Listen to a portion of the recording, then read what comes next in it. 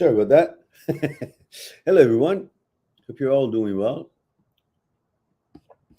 I had a little glitch on the computer, so I had to reboot the system. So let's see who's here.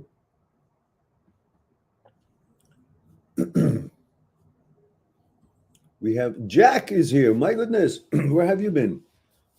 Jack says, hello, Miran. I hope you remember. Of course I do, Colonel. It's the Colonel. Yes, of course. It's been a long time since I watched you. I'm still serving, and now I'm happily married. Congratulations. Yes, I did. Actually, I believe I saw your announcement on Facebook, and I did congratulate you at the time. It was, I think, a while ago. Or was it your engagement? Something I remember I reacted to, and I'm delighted for you. I'm very glad that you're doing well and enjoying your life, and you're married. That's good, settled. HM is Hassan, 22, male, Saudi Arabia. Says Ahlan wa Sahlan. I don't know what the respond would be. I know the Ahlan wa Sahlan thing, but I don't know how to say good, thank you, or shukran. Yeah, maybe I should say shukran. And we have Joseph Thomas is here. And then who else? Stevie Ninas. That's a new name. It's the first time you're here, isn't it? Yeah, there he goes. His first time live stream commenter, long time watcher. All right. Happy to have finally caught one. I usually log on to YouTube right after the end. Oh, I see. Funny thing is that we used to have a lot more participants at live streams, sometimes whopping 50. But nowadays, I don't know, my live streams don't get notified. I mean, people don't get notified for that. Somehow YouTube, maybe, I don't know, their algorithm, or they don't like me, or I don't know what the hell is going on. Lygia is here. My goodness, Lygia, it's been a while, hasn't it? Hope you're doing well. Says, hi, Miran. It's been some months. Yes, it has. Lygia, 32, Venezuela, based in Brazil. Yes, I remember. Of course, we had a few sessions together. And we have, let's go back to questions. HM says, when I think about intrusive thoughts, sometimes it happens in actuality. Meaning, this makes me always think more to be ready for what will happen. I don't understand. It doesn't tell me what you want to tell me, so help me to understand it. Maybe the example. And Thomas says, the legend, the myth, we have 3 people. Let's go. Yeah, we've got 4 now. We went up to 7, we lost 3, just perhaps because I cleared my throat. I'm going to be very careful, very sensitive podcast here, audiences. And Thomas says, how come the images was popping out in the beginning, in the first week, out of my head, and it stopped so suddenly? Images popping out of your head or into your head? I'm not quite understanding. Help me out. How come the images was popping out, popping, in the beginning, in the first week, out of my head. I don't know, meaning it came and would vanish, or you're saying that it would come in and now it's not coming, not clear. Stevie says, yeah, okay, we got that one. And Thomas says, were there a lot of people that had the OCD intrusive thoughts and you talked them a year later and they told you everything is gone? You see, again, do you see the pattern, Thomas? You're constantly trying to get assurance as if you're not sure that this is a glitch. You just want to make sure that others who had this, they recovered, so you can feel relaxed about this not being what it seems to push you to think it is. Stop all these. You're constantly 24/7. All your questions is about assurances, doubts. The doubting disease got into you that you don't even believe the evidence of the facts. You doubt everything. Don't let it happen. Stop looking for any kind of information as far as, will this go away? When does it go away? Have people have had this and then they felt fine afterwards? How long did they get? A year later. Now you just put a year in there to give yourself a time that it might take a year. It could take 2 years. It could take 2 months. It could, it's just a glitch. It's not a disease or that has a certain kind of a duration and so on. Joseph said, images appearing in the screen of my head. Okay, so you say, how come the images appearing in the screen of my head at the beginning, the first week, and it stopped so suddenly? What's wrong with that? Is it bad? You want more images? Your question is for me to say, well, because you're recovering. Stop all that shit. Stop looking for these signs. Oh, that means I'm recovering. It's not popping up. Oh, it popped up. Oh, that means I'm relapsing. Oh, this. Just do what you're supposed to do, as we've discussed, and let go all these, because again, you're paying more and more attention to it, and that's the wrong thing to do. Stevie says, do you have thoughts on dating a girl who has same values and a nice personality but isn't attractive to you? I've done the opposite before and it didn't lead to long-term successful relationship. Side note, your mother of all breakup talks video was a finally got me to start going on dates again. My name is Steven, so I felt like you were talking right to me. Okay, cool. Now we have another subscriber, a long-time subscriber named Steven. So, and he's usually on the live streams. So that was directed to him. So in regards to, you see, it's not about going with someone who's very beautiful, but the character and personality is not right. And then thinking, okay, maybe I should go for someone who's not meeting my aesthetic standards or expectations, but then she's got a lovely personality. It has to be a combination that is both reasonably meeting your expectations. The aesthetics are important for all of us, to each his own. One likes this color, one likes the other color, one likes this look, one likes the other look. But it has to be something acceptable. It doesn't necessarily have to be super up there, because sometimes when it's super up there, too much clout and too much bullshit gets into their heads and they don't give a shit about the quality of their lifestyle, their morals, manners, and stuff like that. Because, we're living in a world that, we men love women and they can request anything when they're super beautiful, and out of being excited and aroused, so we might many, not we, many may just cater to their needs, and that becomes their expectations. So they let go, making a better person out of themselves characteristically or inwardly. They don't give a shit because everything is being handed to them just because they got a nice body and a look. That's not a girl you want to have any relationship with. That's a girl maybe for a party, and she's willing it, and you're willing, and you just hit it off, and I don't know, do something. Otherwise, the relationship takes place in the consciousness level. You got to be compatible on the consciousness level. You will know it when you actually, although at the beginning it's not love, it's lust, but we can't tell the difference, especially at the beginning.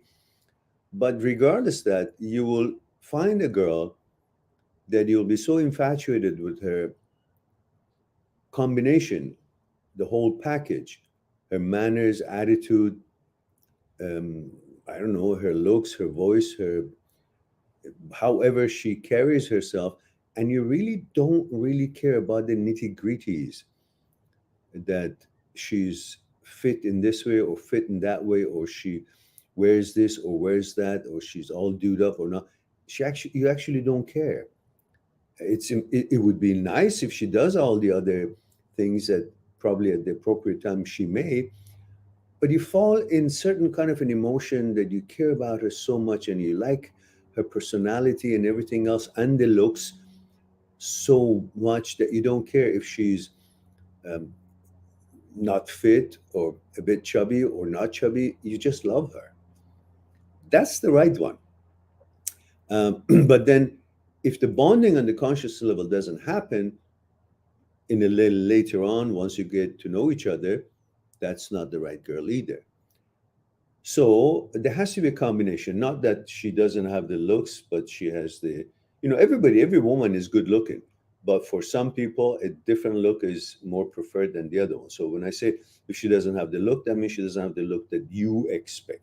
Somebody else might find that very attractive. So if she doesn't have the looks but has the character, that's a plus. That's good, but again, it's not the whole package. And if she has got the character, or she's got the looks, or she's got the what? Well, anyhow, the other one or the other, and neither one is perfect. You got to find a decent average combination of both qualities, aesthetics and the manners and morals and mentality and compatibility on the conscious level. Then you have some foundation to build the rest by getting to know each other and see how things go. So it's not about, oh, this didn't work, so I go complete opposite of that. No, you always got to look for the standards that you're looking for as a whole package.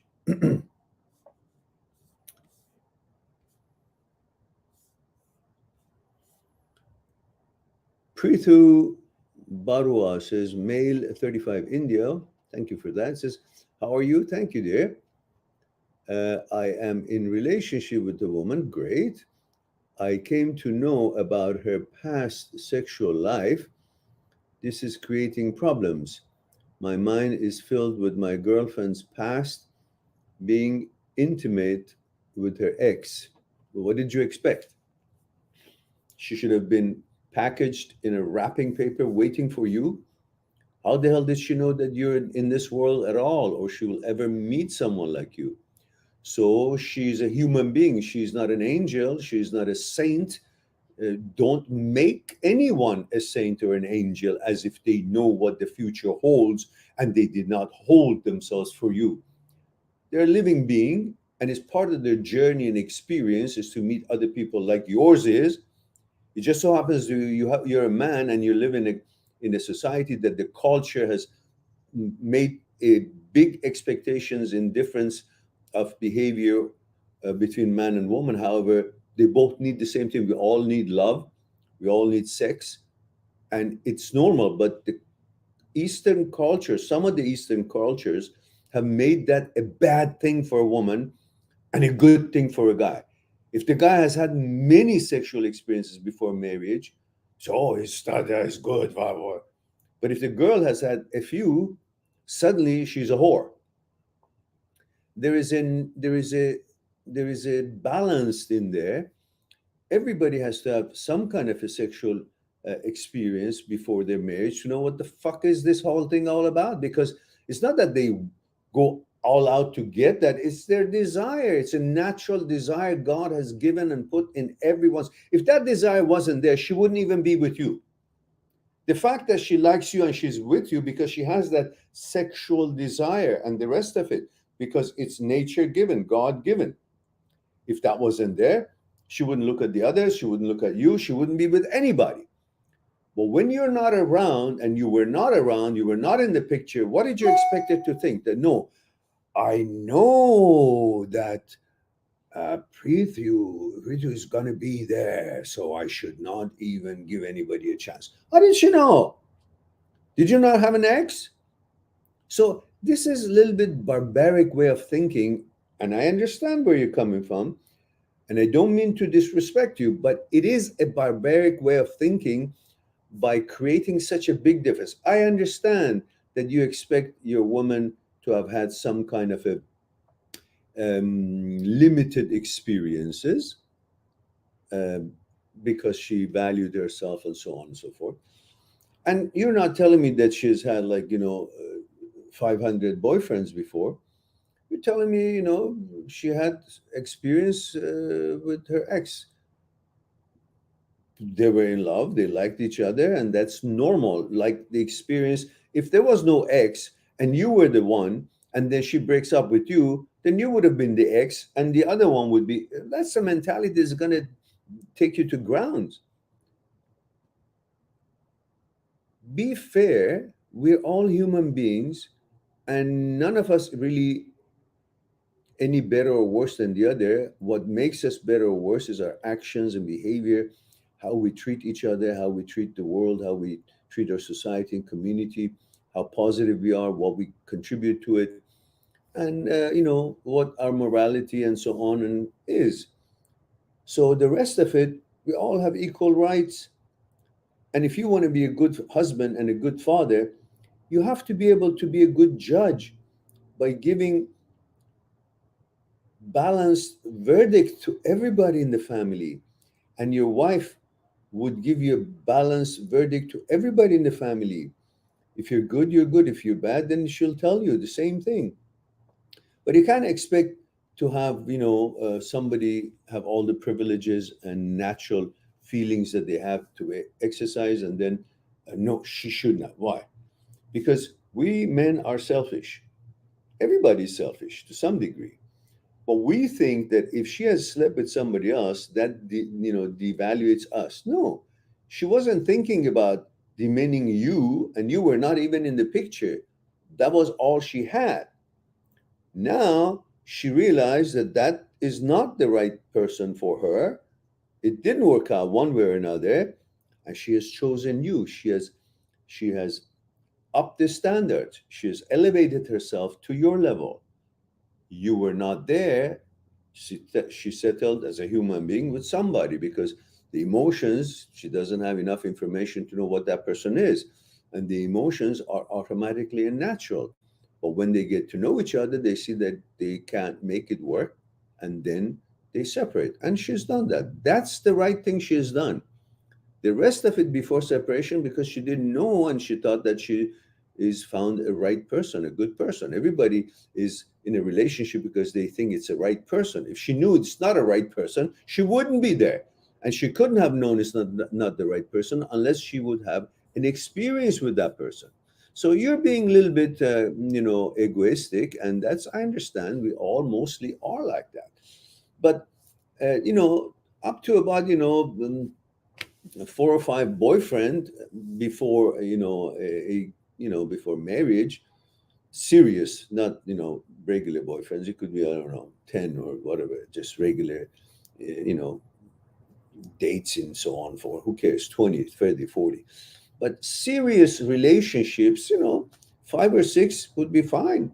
It's not a big deal. Even after that, more than that, it would be fine. Why? Because who knows what those 4 or 5 or 6 were. They were not good enough, so she had to go on with somebody else. So these are all okay. You're fussing on something that you're going to ruin something beautiful. She loves you, you love her. She's perfect for you and you're perfect for her, and you're thinking about her past, you mean no one should have a past until they get to you or to me? That's unreasonable, you know? You want to be unreasonable, that's the way to be. You want to be really reasonable, well, that's the nature. That's how God created us. If God didn't want us to have this kind of relationship, they would make the women just be like stone, feel nothing until the door opens. Somebody says, I want to marry you. And then say, oh, well, everything opens up now. I like you. I want to have emotion with you and have sex. That feelings are there for everyone. So stop picking on her. You know, the problem is not her. Problem is our own heads. Andy says, hey, Mehran, long time YouTube subscriber. Thank you for that, Andy. He says, your videos helped me a lot after breakup 3 years ago. I actually have a first date with a girl tomorrow. Ah, any tips you can share on how not to mess it up? Well, be there for her. And is 39 years old from UK. Be there for her to get to know her. Don't be there to come up with a conclusion, meaning I'm going to seal the deal that she's going to commit to me as a girlfriend. That's my plan, to go on this date. No, you go on a date to be pleasant, entertaining if you can, have a nice conversation without trying to pretend that this is a conversation, but in fact say, when am I going to get to kiss her? How can I get her to commit to me and agree with me certain things? And you come up with all these ideas. How about we do this? How about we do that? And we do that. You create some kind of a desperation in her mind that she feels she's already chosen and accepted, and you're at her beck and call. That's when you lose them. Why? I'm not saying hide your emotions. A natural, normal level of emotion mixed with respect and appropriateness of the first date is fine. Caring, being a gentleman. And don't forget about all those gentlemanly things that today is supposed to be, frowned upon. Open the door for her, open the car door for her, pull her seat when she wants to sit down. If it's a first date and you're still formal, if she wants to get up, go wash her hands, you get out of your chair at least halfway as a sign of respect. This is how you deal with a lady and let her know that she's a lady and you're a gentleman. You make a difference. Most guys going out with girls these days, they just go there to eat something and then, fumble and get a kiss and then go fuck or something like that. That's in their head. But you go there to get to know her, let her talk. Hmm? Let let's find out what she likes, and not about planning for the second date right from the beginning of the first date. Whatever you say, well, how about we do this next time? We'll do that. Don't try to seal the deal for the next date. Don't try to seal the deal as she's going to be yours. Don't refer to her as if you have already accepted her or she's accepted you. It's a fucking date. That's all. Most women don't have enough confidence in themselves.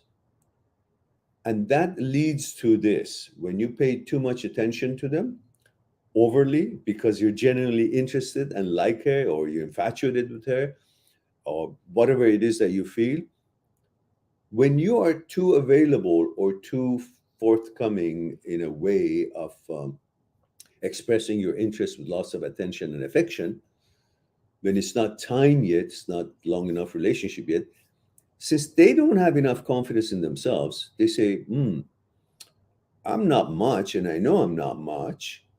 Why is this guy so much into me? And I know I'm not much, but he thinks I'm so much, but I know I'm not. So that makes him not much, probably, that he really thinks I'm so great. And if he's not much, I don't want him.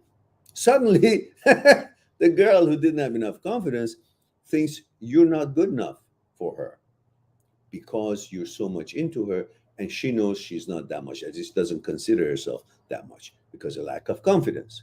So you got to weigh it out, see what kind of a person it is, how much of your affection, attention is is digestible for her, is acceptable to her. Don't overwhelm her. Certain little things you do is nice, but then definitely pay for the goddamn bill. Don't fucking tell her, okay, we do Dutch or whatever fuck it is.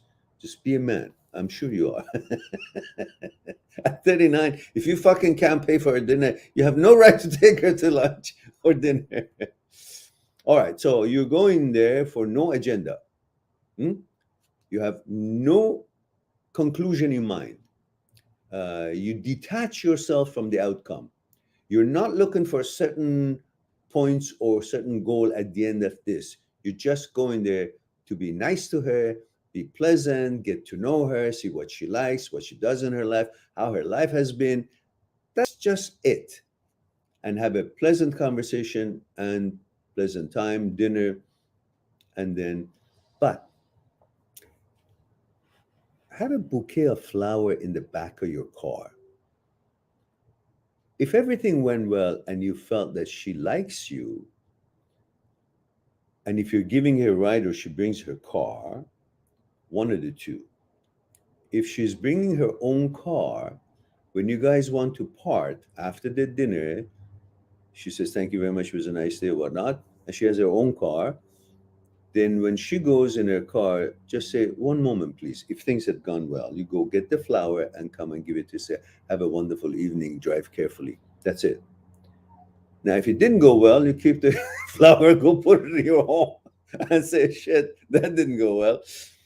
And if she's coming with your car, when she sits in the car to give her a ride to her home, you'd give her a ride to her home, and you get out of your car when she's leaving. Don't sit in your car, say bye, and then go get it from your trunk of the car and give it to her. Say, have a wonderful evening. Thank you for your time. I really had a good time. Don't kiss her or anything.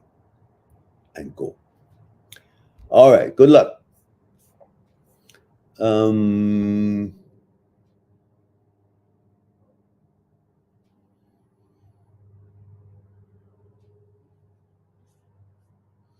And this is my confidence really took a hit after what happened with my ex. Listen, she's not your ex. She doesn't know anything about your confidence. Only you know it. So to her, you're just, top of the line. Don't need to start using her as a psychologist. Don't fucking tell her about your ex. What happened with your ex? Nothing. Just say, oh, we all have our stories, and perhaps when we get to know each other a little bit better, and maybe we just talk about these things and so on. But I don't want to talk about something that I have wonderful, better thing in front of me. Something like that. Stevie Nain says, thank you. I appreciate your advice. I agree that it's the whole woman, and if I have to try and sell myself to her, she's probably not the right girl to pursue. Thomas says, like the first week, okay. Lydia says, Andy, my humble tip, be fun and not into phone that much. Not into the phone, okay. Yeah, that's right. Don't play with your phone either. And Tiwazi, I heard that name. You've been here before. It says, hi, Miran. Long time subscriber. Okay. From Serbia, male 31 and a half year old. Half, that half is very important. Yeah. 1 and a half. And let me see what time is it, guys. I got to go and visit my mom at the care center. I've got another 10 minutes. This is, here I am again with a broken heart. Well, that's normal. One of my instructors from Hawaii, when we were practicing Aikido, came to do a seminar for us at our university. And after the class, people would have their questions, students. And one of them said, I have some pain in my thumb or some kind of a pain. So he said, oh, that's good. That means you're still alive. So if you feel some kind of a pain, whether it's a breakup or results or whatever else, it has its suffering, elements to it, but it also is a good news. That means you can still feel something. Worst thing would be when you have a breakup, you don't give a shit, unless that was a really deserving relationship that you shouldn't give a shit. That's fine. But if it's a real emotional and important relationship and you're not hurting, well, that's not, that's not that great either. So, and he says, and also, how can I know if a breakup will come? If a breakup will come, it says, breaking heart, how can I not invest as much in a relationship? And also, how can I know if a breakup will come? Well, you invest as much as she's investing. If you over invest in a relationship while she's not reciprocating, you're trying to push her or teach her to do that. That's a different strategy, and it usually doesn't work because you can't change the nature of the person.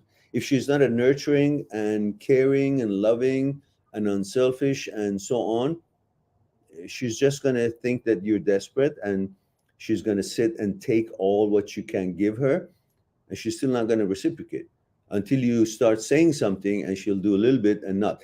It has to be in her nature. So if you're over investing and you're not getting things back, you can figure that quickly. And you say, okay, I'm over investing, just pull back and then just be as equal, and eventually there would be no waves, meaning no activity in the ocean, and you just separate anyhow.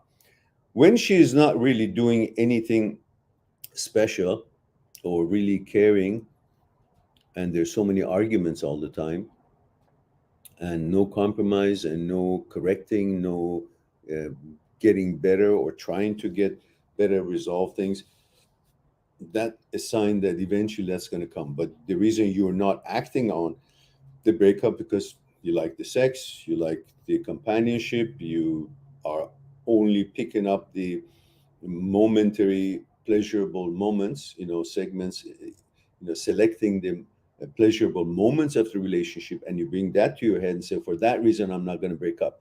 But you forget about all the other reasons that is actually not letting you feel that it's a good relationship. You only focus, when you think about the breakup, you say, should I break up? When you start thinking about all that memory, this, that, so forth, few things that were good, only those, and not the bad ones, not the problem ones, not the ones that is causing you to want to break up, and therefore you give up on the breaking up, and you can't see it because you're focusing on all these selected pleasurable moments rather than the whole entirety of the experience and quality of the relationship.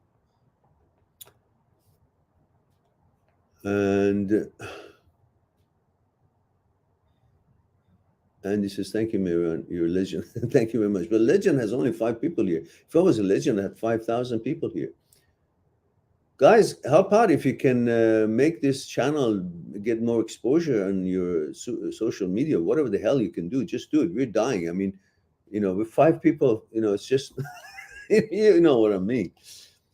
And this last question I'm going to answer is Stu Wazi says, also for more context, she said she wasn't sure about the relationship, 6 months relationship.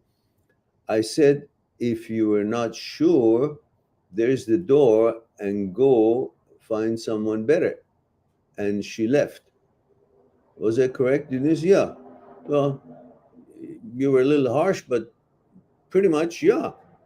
Because when they say we are not sure, that's what really they want to say. They say they want to break up, but they want to ease it in so they still look like a good person.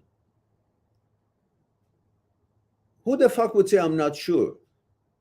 One who wants to have a relationship with someone else that they're in a relationship says, okay, let's talk about the things that we can do to make this better, because there are some things that we are not really compatible, and let's figure it out so we can make a stronger relationship. When she says I'm not sure, that means she's making a prelude for moving. She either has met someone, she's softening it up, because usually, not all the time, usually girls don't break up unless they've got somebody else in the line. So whether that was the case or not, I don't know, and it doesn't matter. What matters is that the breakup had to happen, and it happened. Why? It doesn't matter. All you have to do is that wasn't working, so it broke up. Now I got to go on. So what you did pretty much was the right thing to do, because if someone says that means they're not talking about fixing something. So I'm not sure. What the fuck is it that you're not sure? If you're not sure, okay, then there you go. And if you think it's something that we got to do to make it better, well, let's talk about that. Don't tell me I'm not sure, because I'm not sure. That means I'm better than you. You're into it, but I'm just, watching. So they're trying to elevate them. So no, you did fine. Don't worry about it. It was all perfectly done. All right, guys, it's time for me to go and check and visit my mom. And it takes me half an hour to get there, so it's better to cut it off here.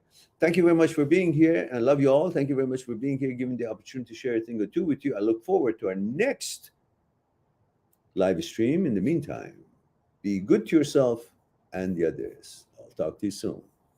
Bye for now. Subscribe on my channel, visit my channel, and go through the videos that you might be interested in. Mind@seekstruth.com, making it one step away to talk to me one-on-one on Skype and discuss what's concerning you. I'll talk to you soon.